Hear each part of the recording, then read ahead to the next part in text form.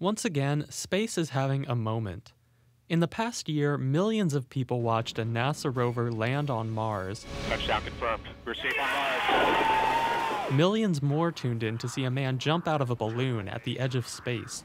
Even millions more have been serenaded by a Canadian astronaut floating in zero gravity. This is ground control to Major Tom. All this public interest comes at a time of great optimism in space exploration. Experts believe humans are about to go further than we've ever gone before. However, some aren't exactly enthusiastic about how we'll get there. I think we may indeed actually go to the stars. I do not think that NASA is going to take us there. With their paltry budget and limited resources, NASA in fact can't take us there. These days, when the United States wants to send an astronaut to the International Space Station, it has to pay $70 million to Russia for a seat on one of their Soyuz rockets. That's why many in the space industry think private companies, not governments, will be taking the next giant leaps for mankind. Dutch businessman Bas Lansdorp heads up one of the most ambitious, and some might say outlandish, companies hoping to commercialize space. And Mars One is organizing a manned mission to Mars in the year 2023, sending 4 more people every 2 years after that, to establish the first permanent human settlement on the next planet. Lansdorp envisions this mission not only as a huge advancement in science, but also as a huge media spectacle.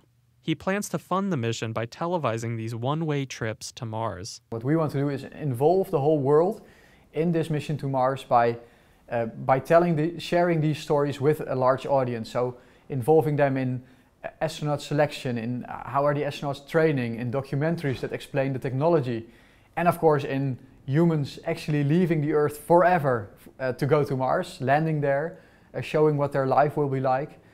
This will be the biggest and most exciting story that has ever been told. One person who isn't buying that story is Buzz Aldrin, the second man to ever set foot on the moon. Doing something flimsy just for a reality show or whatever is to be gained by saying to the world, look at how many people volunteered for my Mars One program. How am I going to get them there? Well, I don't know. I don't care. I just got all these people to volunteer.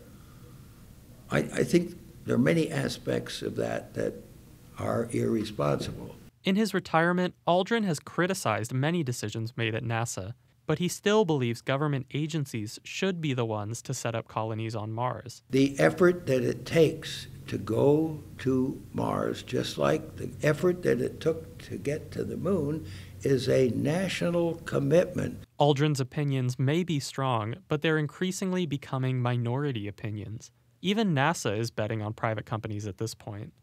They've awarded contracts to firms like SpaceX, founded by PayPal billionaire Elon Musk, hoping these companies will drive America's space program forward, even if they're doing it for a profit. Another company hoping to commercialize space is Planetary Resources. With the goal of mining asteroids for water and precious metals, CEO Chris Lewicki says they plan to literally extract wealth from space. When there's money on the line and there's money to be made, we as humans innovate and do amazing things to get at it.